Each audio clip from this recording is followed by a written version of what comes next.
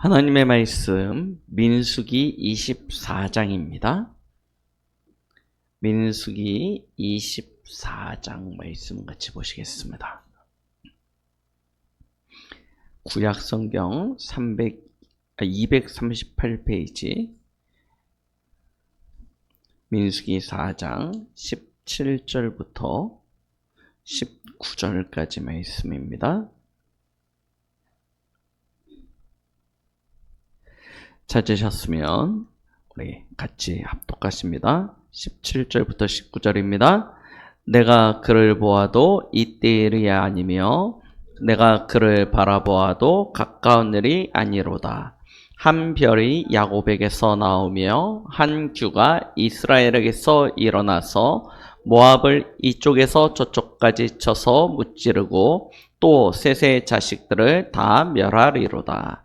그의 원수 에돔은 그들의 유산이 되며 그의 원수 세일도 그들의 유산이 되고 그와 동시에 이스라엘은 용감히 행동하리로다.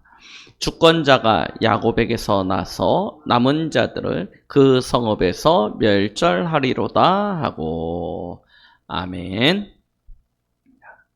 한 주간 우리는 놋뱀을 바라본 즉 모두 살더라 라는 제목으로 함께 그리스도를 바라보며 동행하는 응답을 누렸습니다.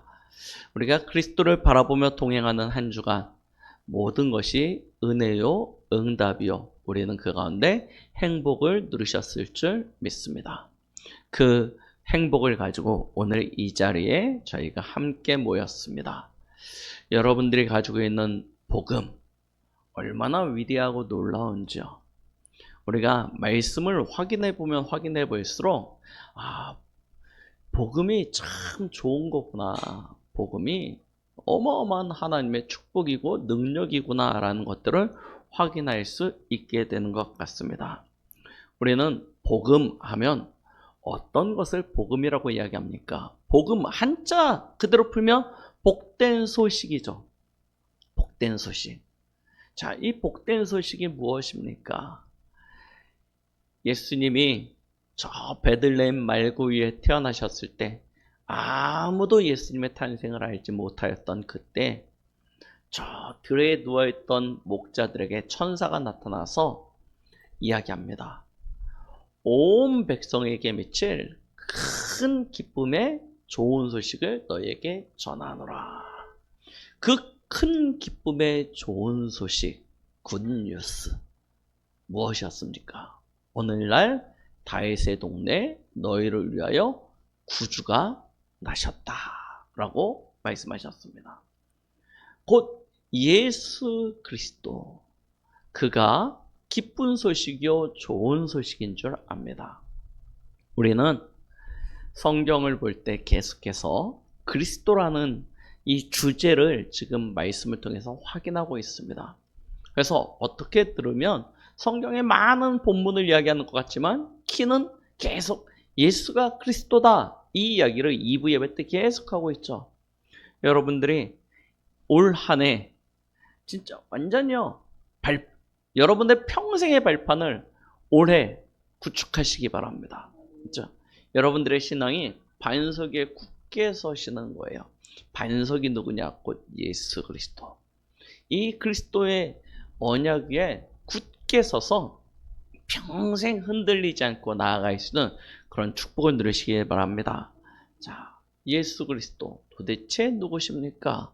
그가 누구시기에 구약에 오래도록 선지자들을 통하여 예언되어졌고 신약에 실제 오셨으며 또 그의 제자를 통해서 이 이야기가 전달되어졌는데 이 복음이 흘러가는 곳마다 개인이 변하고요. 나라가 바뀌고요. 시대가 변화되어지고요. 어마어마한 능력과 역사들이 일어납니까? 그가 누구신지 우리가 알게 되어진다면 우리 개인도 그와 같은 응답과 축복을 완전히 누리게 되어질 줄 믿습니다. 그래서 성경의 가장 중요한 주제의 흐름, 곧 그리스도, 그가 예수다 라는 이 결론을 완전히 가지시고 여러분들의 삶에 하나님이 주신 그 은혜와 능력이 충만케 되어지게 예수 그리스도 이름으로 축원드립니다. 자, 우리가 예수 그리스도를 안다. 제가 지난번에 새벽 예배 때도 말씀을 드렸는데 이번에 나온 애니메이션 킹 오브 킹스라는 애니메이션이 있습니다.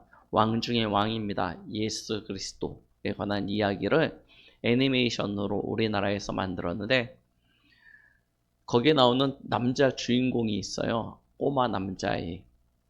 이 아이가 왕의 이야기에 빠졌어요. 특히 누구였냐?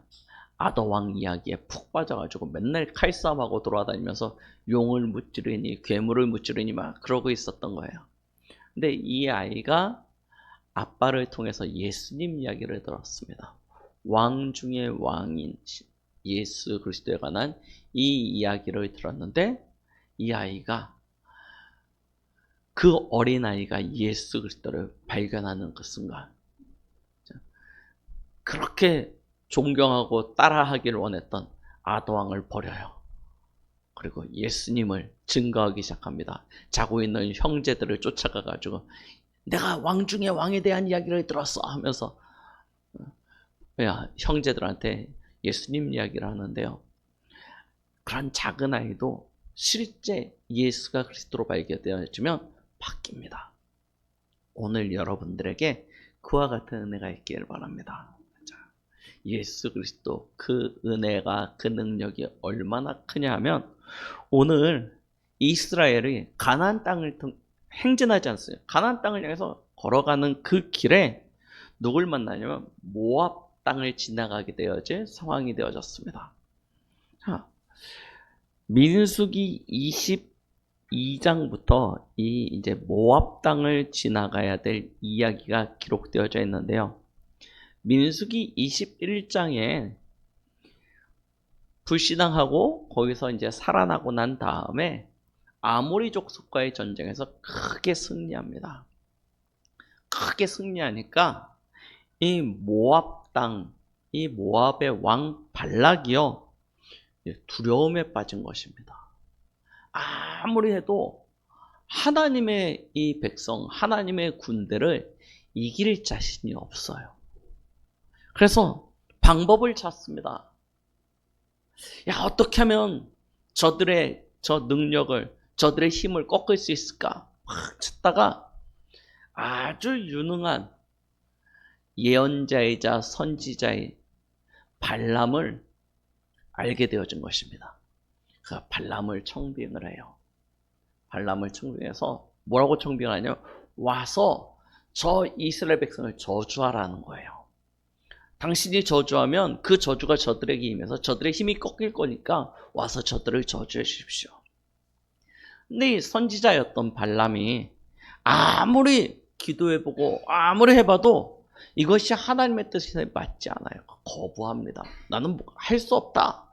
갈 수 없다. 하나님의 사람을, 하나님이 축복하는 사람을 어떻게 저주하냐. 못 간다 한 거예요.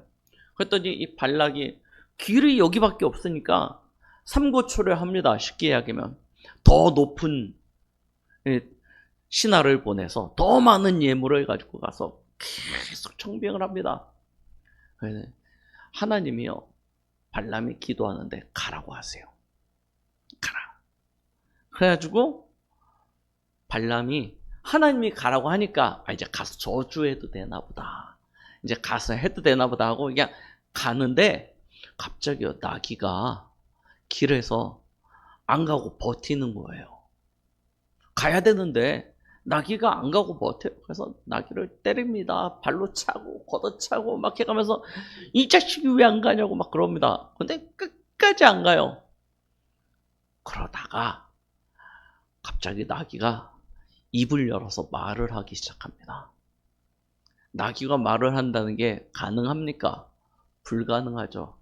근데 불가능한 일이 일어나게 된 거예요. 왜 나를 때리냐는 겁니다. 왜 나를 이렇게 괴롭히자는 것입니다. 내가 하고 있는 이 일이 당신에게 해가 되는 것 같냐? 아니라는 거예요. 알고 보니까 어떤 일이 일어나요? 하나님이 주의 사자를 보내서 발람을 죽이려고 하는 것이었습니다. 죽이려고 하는데 나귀가 그걸 알고 그 앞으로 안 나가고 있는데 발람은 그 사실을 못 보니까 나귀를 계속 때려가면서 앞으로 가라고 막 재촉을 합니다. 그러니까 이 멍청한 주인아 하는 거예요. 이제 나귀가 쉽게 얘기하면. 하나님의 사자가 이야기합니다. 네 나귀 때문에 살았다. 네 나귀 때문에 살았다. 그러면서 발람에게 깨닫게 하십니다. 내가 너를 보내는 이유가 있으니 내가 가서 불러시키는 말만 하라는 겁니다. 쉽게 이야기하면. 내가 너에게 불러시키는 이야기만 해라. 네 마음대로 네 생각대로 하지 말고. 그걸 알려주시려고 일부러 나귀에게 말을 하게 하세요. 1부 때도 말씀드렸죠. 하나님이 우리를 복주시는 방법은 우리가 생각하는 것과 다르다니까요. 우리는 눈앞에 뭔가 그냥 도깨비 방처럼 금 나라 뚝딱 하면 금이 쫙 나와야지 이게 축복인 것 같은데, 하나님이 우리에게 복주시는 방법은 우리가 생각하지 못하는, 우리가 알 수 없는 일을 하나님께서 하세요. 어느 정도냐? 여러분 한 사람을 축복하기 위해서 역사를 움직이신다니까요. 역사를 움직여요. 오늘 말씀 보세요. 나귀가 말을 합니다. 사람의 말을 해요. 이게 어떻게 가능합니까? 근데 하나님이 하시고자 하시면 불가능이 없는 거예요. 이런 일이 일어나게 되는 것입니다.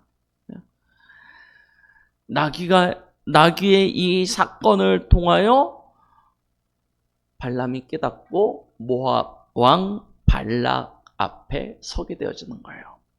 자, 발람을요 극진히 대접합니다. 왔으니까 이제 이 사람이 저주만 해주면 이제 된다고 생각한 거예요. 그래서 막 극진히 대접하면서 발람에게 저주하라고 이야기합니다. 이 발람이 발락과 함께 산당에 올라가서 하나님 앞에 기도합니다. 기도하면서 하나님의 말씀을 받아서 예언을 해요. 자, 그 예언입니다.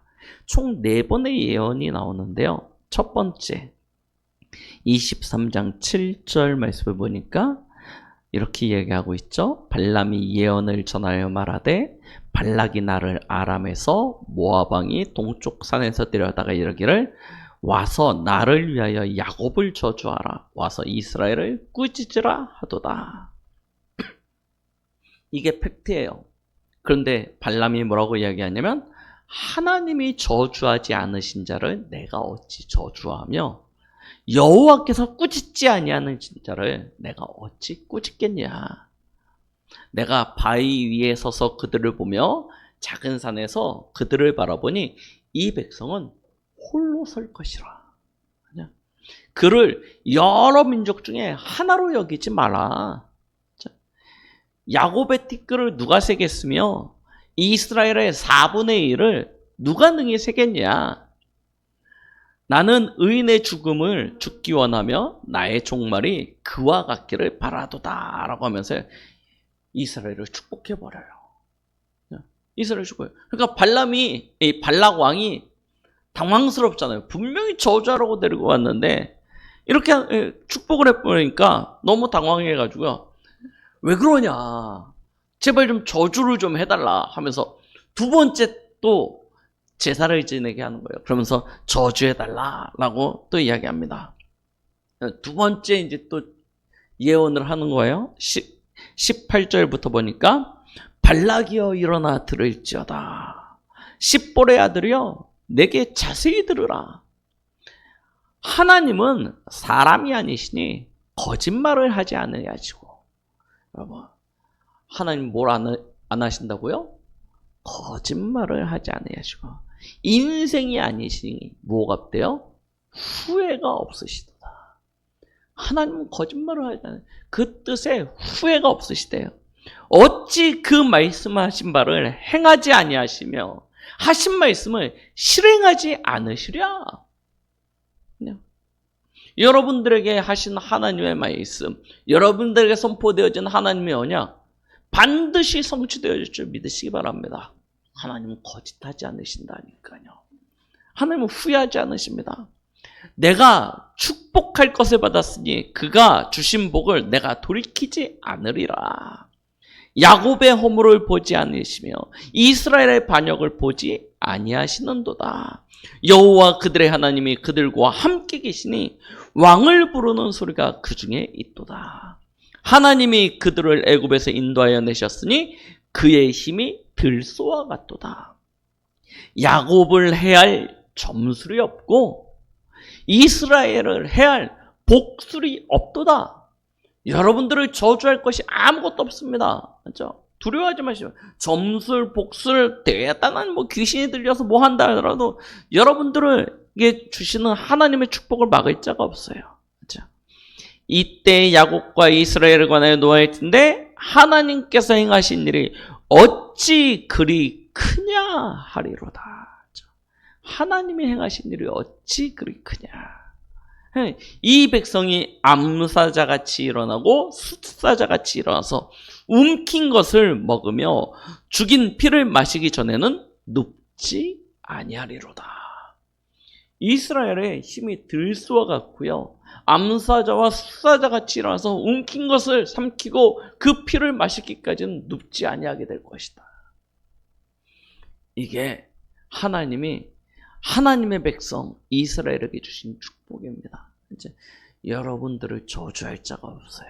여러분들을 막을 자가 없습니다. 하나님이 여러분들을 이와 같이 세울 것입니다. 자, 이렇게 말하니까요, 발락이 뭐랍니까? 그들을 저주하지도 말고 축복하지도 말라. 예, 전에는 저주해달라고 하더니 이제는 도저히 저주할 길이 안 생기니까 그냥 저주 안 할 거면 축복도 하지 말라는 거예요. 이렇게 이야기합니다. 그래서 세 번째 또 다시 또 예언이 되어지는 거면 또 제단 쌓고 제사 지내고 그리고 난 다음에 예언을 하는 거예요. 그죠? 발락은 그래도 혹시나 또 저주가 될까 싶어서 하는데 그때 또 발람이 이렇게 이야기합니다. 24장 3절입니다.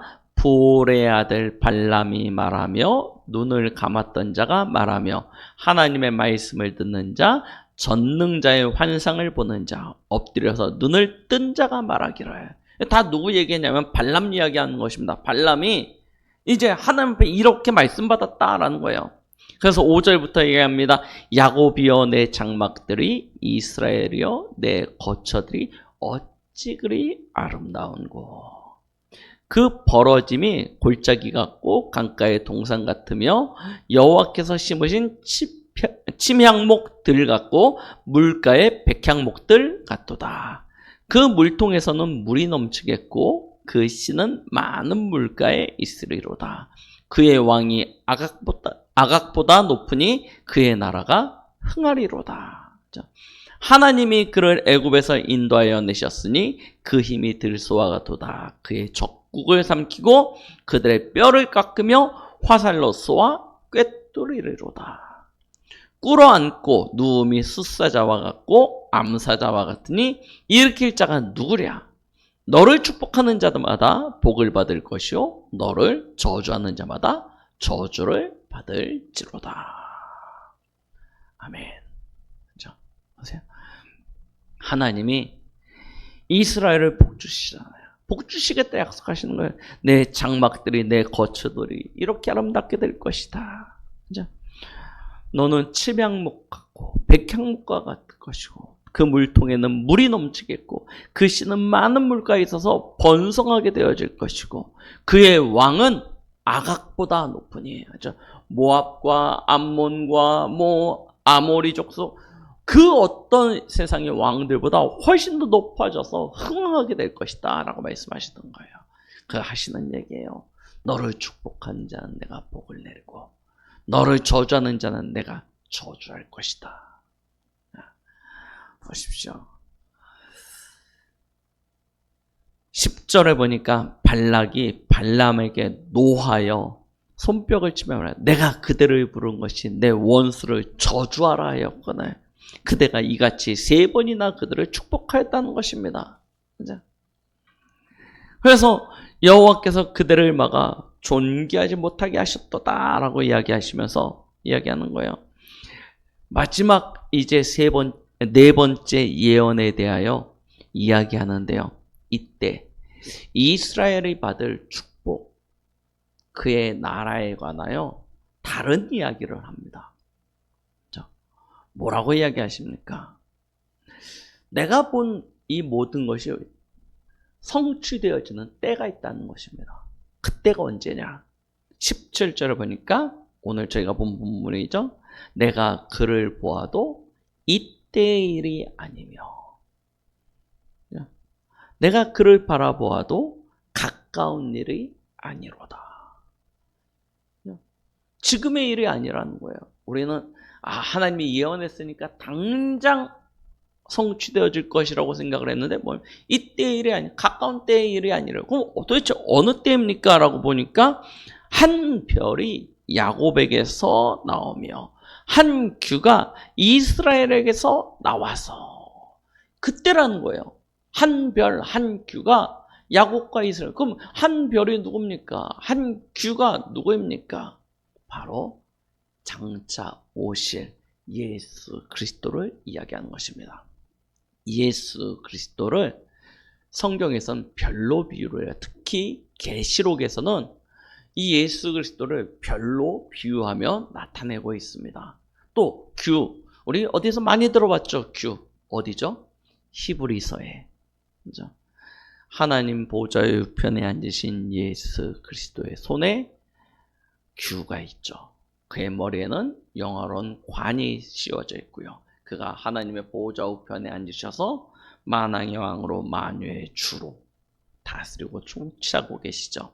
그때가 오면 그 예수 그리스도가 오는 그날 그 시간표에 어떤 일이 일어납니까? 오늘 말씀의 17절부터 19절 특히 18절 19절을 보니까 그의 원수 에돔은 그들의 유산이 되며 그의 원수 세일, 에돔의 수도입니다. 세일도 그들의 유산이 되고 그와 동시에 이스라엘은 용감히 행동하리로다. 주권자가 야곱에게서 나서 남은 자들을 그 성읍에서 멸절하리로다.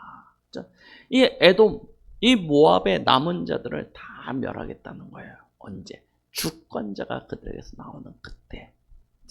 자, 단순히 이 이야기는 한 나라 모압, 에돔, 세일 그 이야기가 아닙니다. 모압은 족속을 이야기하는 거고 에돔은 국가를 이야기하는 거고 세일은 그의 성읍을 이야기하는 거죠. 다 같은 것입니다. 자, 하나님께서 그들을 쳐서 멸하겠다. 단순히 그 이야기가 아니라 별, 규, 주권자가 예수 그리스도라면 모압, 에돔, 세일은 무엇을 이야기합니까? 대적, 원수, 사단을 이야기하는 것이죠. 하나님께서 이 계시의 말씀을 통하여 그리스도를 가지게 되어졌을 때, 그리스도를 붙잡게 되어졌을 때 우리가 어떠한 축복을 누리는지를 잘 보여주고 계시는 것입니다. 자, 그 말씀이 성취되어진 사건이 성육신 사건입니다. 자, 저 별과 같이 높으신 그가 하나님 나라의 모든 규를 가지고 만물을 통치하시는 그가 이스라엘에게 야곱 가운데서 나타나셔서 모든 원수의 세력을 꺾으신 사건, 그 사건이 바로 십자가죠. 왜 그럼 예수님이 만왕의 왕이신 예수님이 이 땅에 그와 같은 모습으로 오셨어야만 했습니까?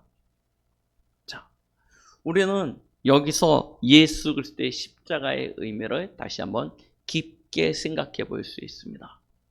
그는 만왕의 왕이셨습니다. 그렇다면 왕된 자리에서 말씀하시면 되잖아요.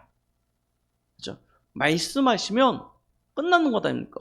왕의 권세가 그렇잖아요. 오늘날 대통령과는 다르지 않습니까? 왕은 절대 권력을 가지고 있는 사람이에요. 그의 입술에서 나오는 말이 곧 법이 되어지는 그런 힘을 가지고 있습니다.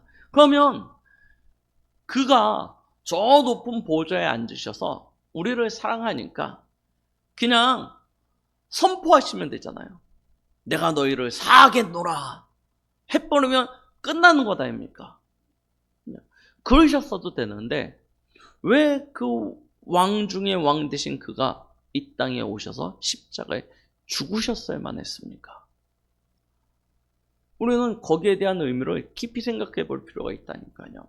그동안 우리는 예수 그리스도를 이야기하면 레위기 민수기 서로 오면서 제사장적 직분 죄의 사함에 대한 이야기를 많이 드렸죠. 그런데 오늘은 왕입니다. 생각해 보시죠. 왕이 그렇죠? 죄인의 모습으로 이 땅에 오셨습니다. 왜 그렇죠? 그냥 말만 해도 되는 일인데 무엇 때문입니까? 오늘 저희가 읽었던 말씀 가운데 힌트가 있습니다. 하나님은 뭐 하시지 않으신다고요? 거짓말 하실 수가 없어요. 자기가 내뱉은 말을 지키지 아니하시는 것이 없으십니다. 자, 그분이 하셨던 첫 번째 약속이 뭐예요? 선악을 알게 하는 나무의 열매는 먹지 말라. 먹는 날에는 정령 죽으리라.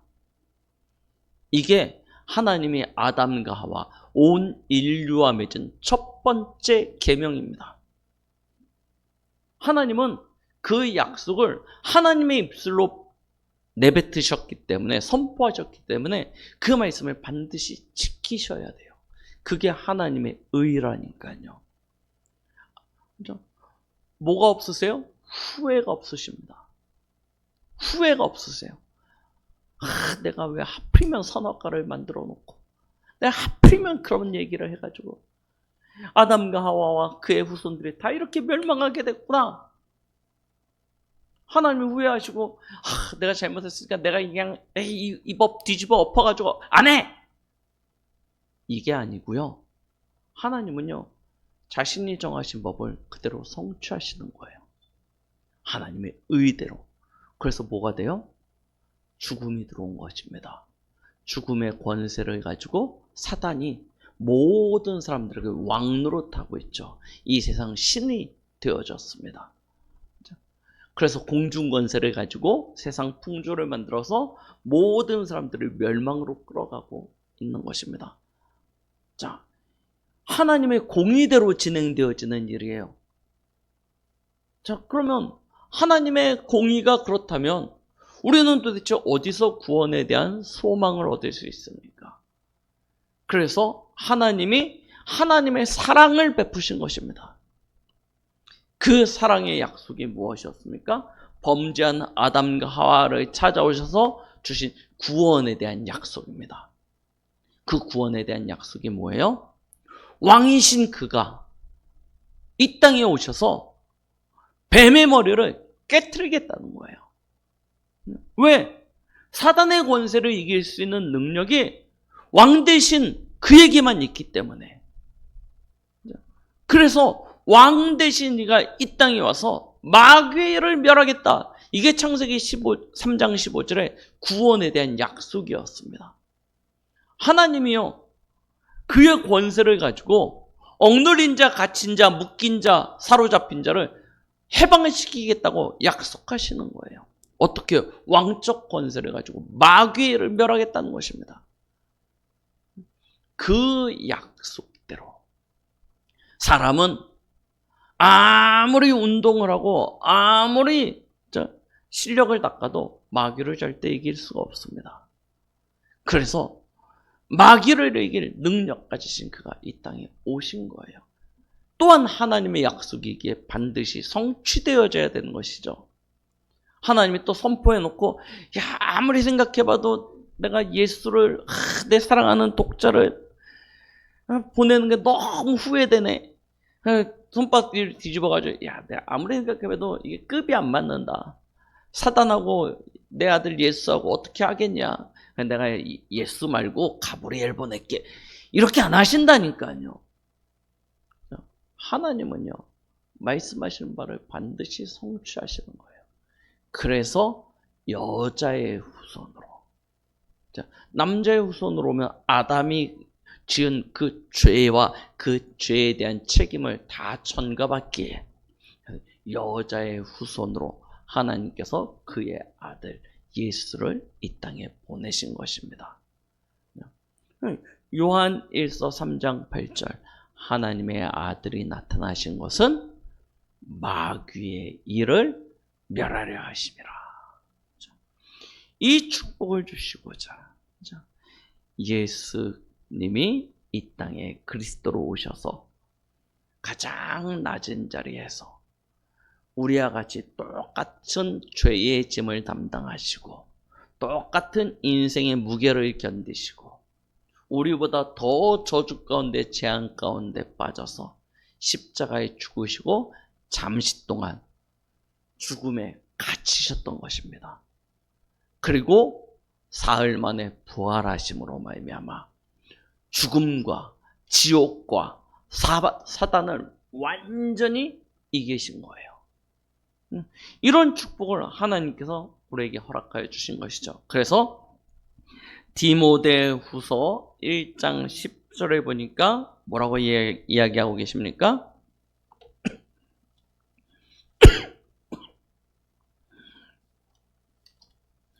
자, 저희 디모데후서 1장 10절 말씀을 같이 보십니다. 이제는 우리 구주 그리스도 예수의 나타나심으로 말미암아 나타났으니 그는 사망을 패하시고, 그렇죠? 사망을 패해버리셨대요. 그래서 복음으로써 생명과 썩지 아니할 것을 드러내신지라. 그렇죠?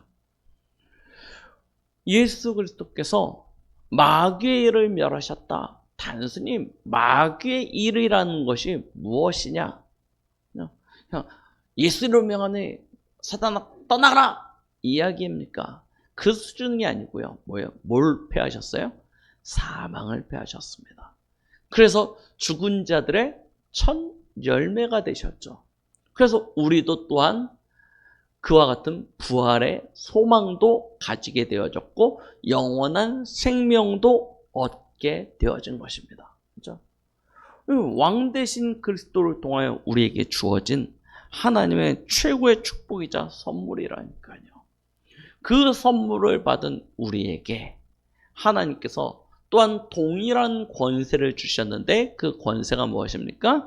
누가복음 10장 17절로 20절에 보면 예수님이 70인 제자들을 현장으로 보내세요. 현장으로 보내셔서 전도를 하게 합니다. 제자들이 현장을 다니면서 전도 운동을 하고 돌아와서 예수님 앞에 고백하는 말입니다. 누가복음 9장입니다.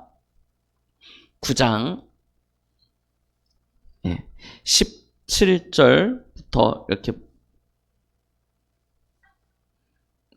죄송합니다. 17절이 아니고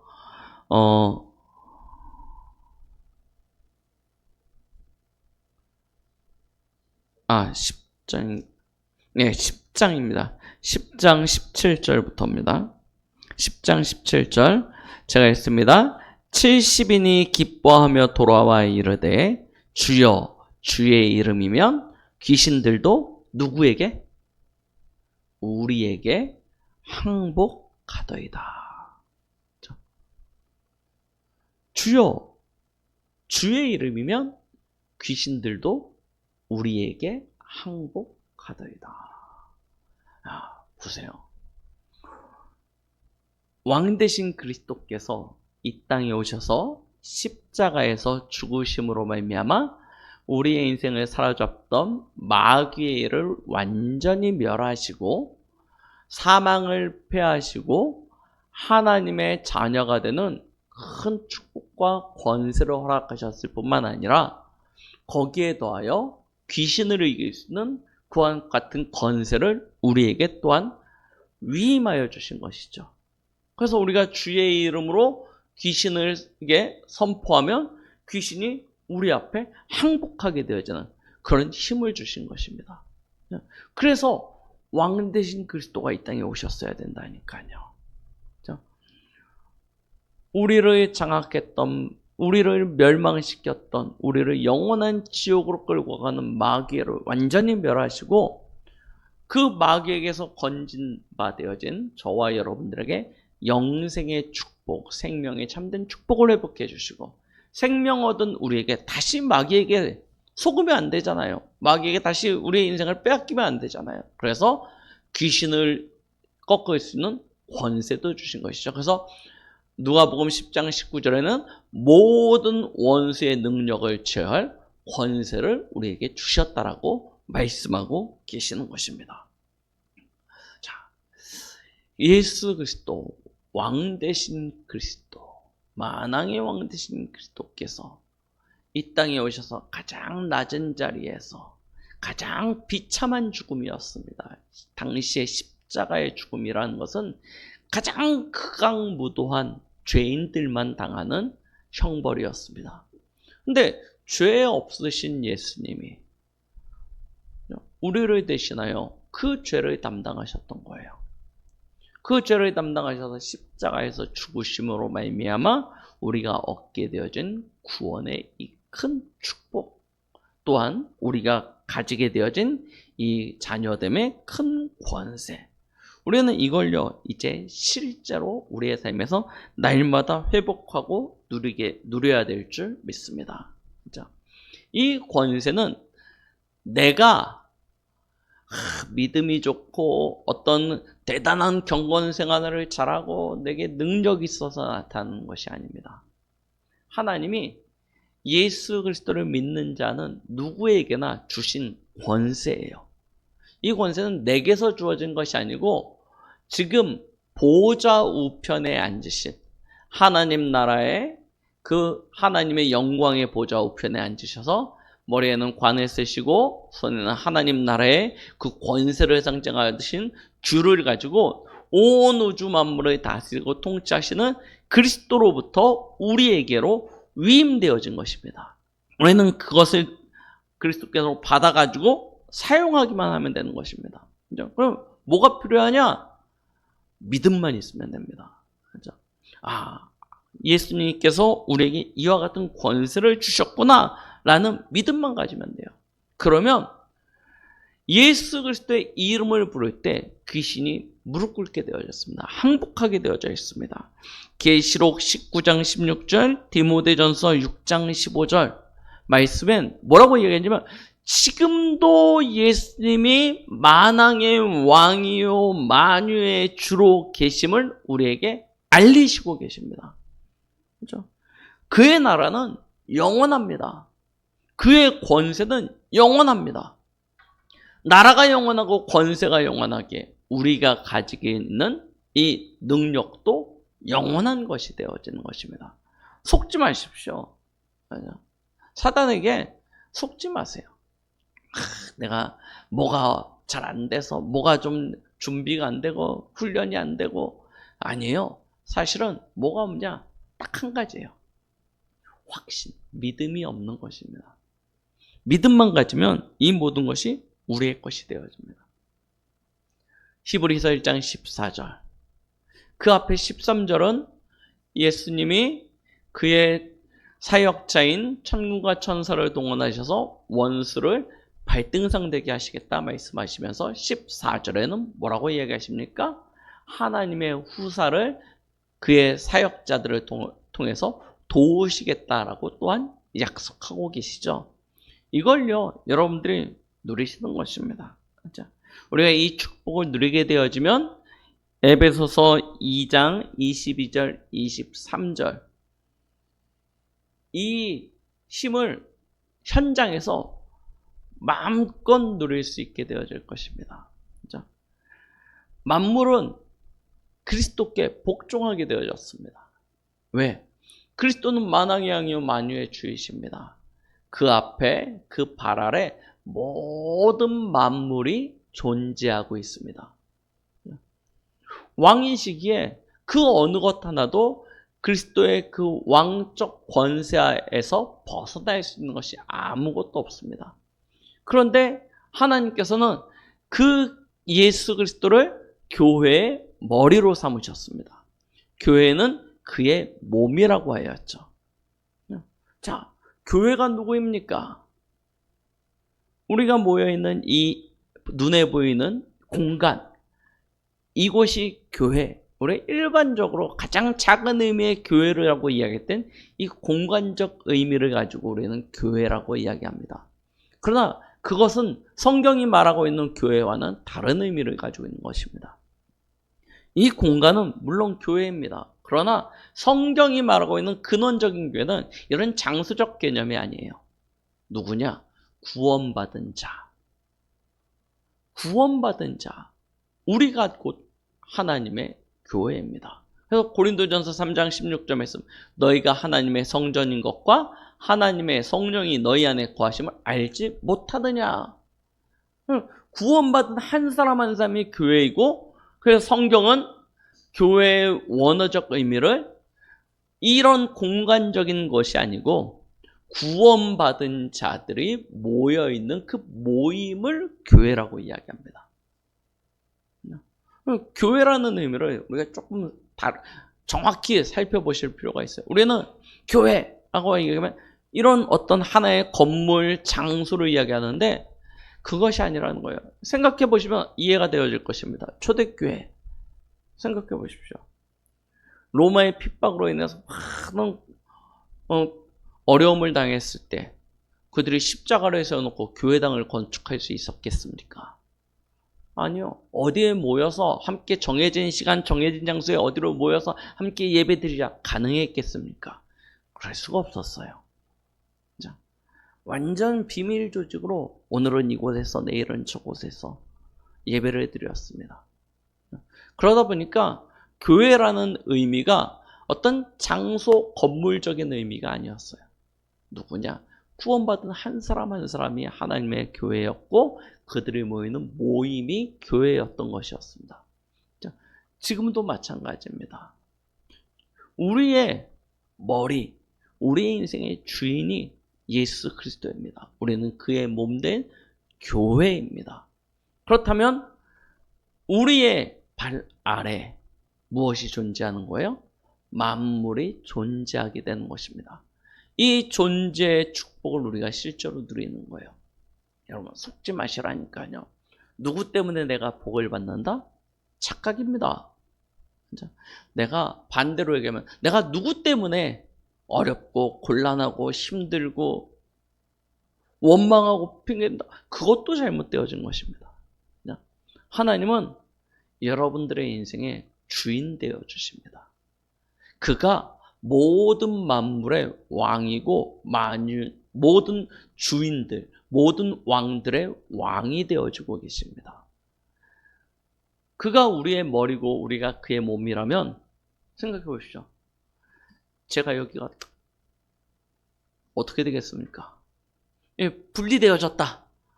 제 몸과 머리가 분리되어졌다. 분리되어질 수 있겠습니까? 분리될 수 없어요. 분리되는 그 순간 뭐가 되는 거예요? 시체입니다. 죽는 거예요. 맞죠? 완전한 하나라는 거죠. 머리와 몸은 하나입니다. 그리스도와 우리도 하나입니다. 그래서 우리에게 주어진 그리스도의 권세도 곧 나의 권세가 되어지는 것입니다. 우리는 이 권세를 가지고 현장에 서는 거예요. 현장에 서는 것입니다. 여러분, 교만할 필요는 없지만 그렇다고 비굴해야 될 이유도 없습니다. 자, 하나님은 여러분 한 사람을 통해서 여러분들이 있는 모든 현장, 그 가운데 있는 모든 사람, 여러분들이 살아가고 있는 그 시대를 완전히 살리실 것입니다. 그런 축복을 우리에게 주셨어요. 그래서 예수님은 낮아지심으로 왕으로 이 땅에 오셔서 마귀를 멸하시고 우리를 그 마귀의 권세로부터 구원하셨듯이 지금 높아지심으로 보호자 우편에서 우리에게 그 왕적 신분과 권세를 주시는 거예요. 왜요? 우리를 통하여 저 마귀에게 눌린 저주받고 고통당하는 사람들을 그 마귀의 권세로부터 건져내시기 위하여 하나님께서 우리에게 이와 같은 축복을 주시는 것입니다. 자, 이번 주는 우리가 함께 그리스도의 왕권에 대해서 깊이 한번 생각해 보기를 원합니다. 여러분, 가는 곳마다 사용하세요. 예수 그리스도의 그 권세, 예수 능력, 내 능력, 예수 권세, 내 권세, 이걸요 마음껏 사용하시면서 여러분들의 현장에서 승리하시는 그런 응답의 축복의 한 종이 되시길 예수 그리스도의 이름으로 축원드리겠습니다. 기도하십니다. 하나님 아버지 감사드립니다. 한 별이 야곱에게서 나오며 한 주가 이스라엘에서 나와서 모든 적들을 무찌르고 멸하며 또한 하나님이 예비하신 모든 것들을 다 유산으로 얻게 하시겠다 말씀하셨습니다. 하나님, 그리스도를 믿는, 그리스도를 소유한 우리에게 하나님께서 동일한 약속과 축복을 주시는 줄 믿습니다.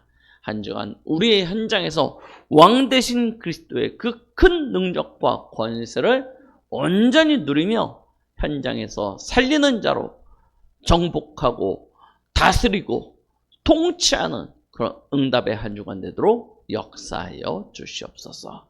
예수 그리스도의 이름으로 기도드렸습니다. 아멘.